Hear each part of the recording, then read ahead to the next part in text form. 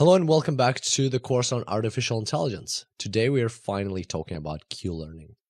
All right, so we've already got this equation, the Bellman equation, which we've added lots of components to. We've got the reward here, which can be not just at the very end, but it can be at any given step.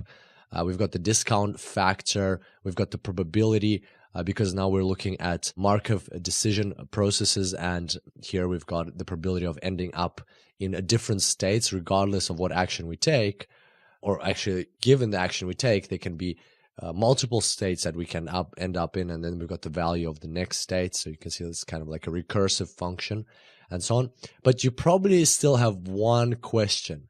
The question is, where in all of this is the letter Q? Why is it all called Qlearning? So where's the Q? And that's the question that we're going to be answering today. So far, we've been dealing with values, the value of being in a certain state. And now we're going to look at how Q fits into all of that as well. So here we've got two examples. On the left is what we've been doing so far. Our agent has been analyzing, okay, I'm over here. This is a Markov decision process, so it doesn't matter how I got here. The rest of the environment doesn't care of the steps that it took me to get here. From now on, I have to make the optimal decision where to go, here, here, or here, based on the current state and all the future states that come from here, but not from the past. And so he can see that there's three options. There's state 1, state 2, state 3. And based on his experience, he has calculated the values in these states. And now he's going to, using the Bellman equation, so even that though this is a stochastic process, so he knows that he'll go here, but there's a chance that he'll go left or right, and so on. So based on these values, he's going to make a decision. That's what we've been doing so far, and that is totally the legitimate approach here. But now we're going to modify it a little bit. We're going to take the same exact concept, same exact problem, but here, instead of looking at the values of each state that he can end up in, we're going to look at the values or the value of each action. So we're not going to use the letter V anymore because V is for the value of the state. We're going to use Q. And you might have a question, why the letter Q? Well, Q, some people speculate that Q, well, I read this, I think, on Quora. Somebody mentioned that Q is because of quality. But at the same time, I couldn't find any other references to that. So it might not be because of that. It might be just because that's the letter that was used at the time. And now it became super popular because it's all called Qlearning because of that. So no exact reason why it's called Q, but nevertheless, at least it helps us distinguish between V and Q. So Q here represents, rather than the value of the state, it represents, let's go with quality. It represents the quality of the action. It represents, okay, so I've got 4 actions. What are the different qualities of these actions? What is the, or the value of the action or the quality of the action? Which action is more lucrative? So I need a metric telling me, all right, how do I quantify this action? And then I can compare them. And that is exactly what Q is. And so here he's got 4 possible actions. As always, go up, right, left, or down. And based on the action, there's going to be a formula which tells us the quantifiable value of that action, which we're calling the Q value of that action. So let's have a look at how we're going to derive this formula for Q. How does it actually relate to V? Because as you can imagine, because actions lead to states, there has to be some sort of link between the two. Right? We've already determined how to calculate this, and we're pretty good at it. We know how to use the Bellman equation in very different environments with lots of different complications. Well, let's leverage that knowledge to understand how we can now calculate Q in order to make the same predictions. Because as you can imagine, the environment doesn't change depending on what approach we use. The environment is going to be the same regardless. So therefore, this approach and this approach should always give the same result. And therefore, that's another reason why these two should be linked. So let's have a look. So here's our V approach, where we're just going to look at the value of any given state, this state, or any other state. And here we're just using the letter S here because that's the current state. And so therefore, the terminology will be the same in both equations. And here we're using QSA. Q is of the state S and the action A, because action is up, but in which state did we perform that action? We performed that action in state S.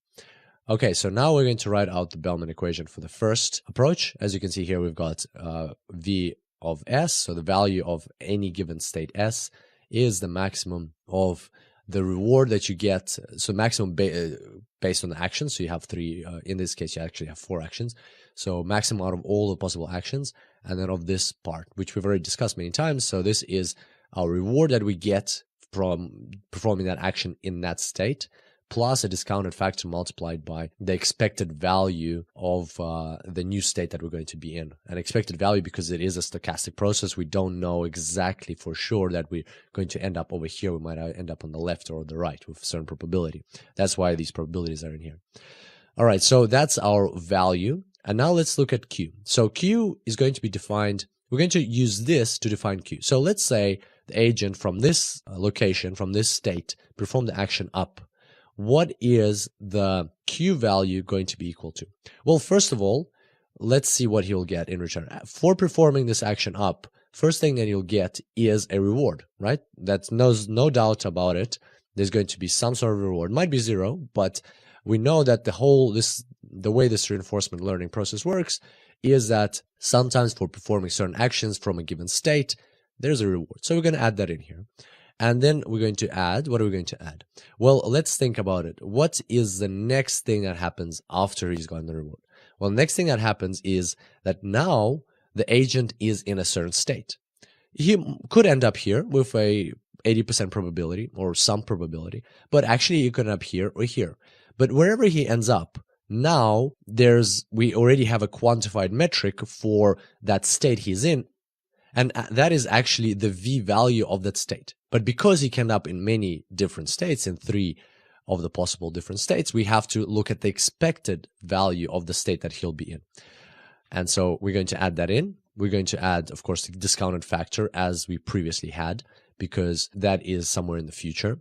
And then we're going to add the sum of across all possible states that he could end up in by taking this action times the probability. So what we're saying here is that, okay, so by performing an action, you're going to get a reward plus, which is a quantified metric, plus you end up in a state. We don't know which one. It could be here, it could be here, it could be here, but here is the expected value of the state that you're going to end up in. And now we're going to multiply by discounting factor because that is 1 move away. So that is our Q value for performing this action. And what you will notice here right away is that the Q value is actually exactly identical to what's inside these brackets over here. And why is that? Well, if you think about it, here we're taking the maximum of the result we will get, the maximum across all possible actions. So we've got 4 actions, and we're taking the maximum across all possible actions of the result that we'll get by taking each of those actions. And in Q, we're defining, interesting, what will we get by taking a certain action? So if you think about it, it makes sense that the value of a state, so for instance, this state, is the maximum of all of the possible Q values, right? So here in this state, by being in the state, the agent has 1 Q value, 2 Q value, 3 Q value, 4 Q values. So he has 4 possible Q values. Well, the value of this state, it makes sense that the value of the state is the maximum of all of those 4 Q values. And that is exactly what we can see here. That's a good confirmation of this new formula that we derived. If that wasn't the case, if that didn't match up, then we would have questions. We'd be like, so why doesn't it match? Why doesn't it match up if Q value is a quantified metric of performing an action, and V depends on is the maximum of the possible results of the 4 actions that he can perform. Hopefully that makes sense, and that confirms the formula that we've just derived. And now we're going to make it even more interesting. We're going to get rid of the V entirely, because you can see here you got V is a recursive function of V. So, and then we got V, and then V, and then V, and then V, and so on. So you can express this V through all of the following V's, the most optimal V's that will come up. Here, we're expressing Q as a recursive function of V, or as a function of the next V. And then we would have to plug in this V, and then we'd get back to the V. So what we're going to do is we're actually going to take this V, and we're going to replace it with Q, right? So let's have a look at that. We're going to take this V of the next state, and we're going to plug this into that formula over here. And as you can see now, so this part doesn't change, this probability doesn't change. But as we just discussed, V of S is the maximum by all actions of Q of S and A, right, over here. So that's what we're going to replace in here. So we're going to say a maximum of course, it's the new action, the action that we're going to take, because here we've got V of S prime. So here now we've got the maximum across all A primes, so the actions that we're going to take from this state or from whichever other state we end up in.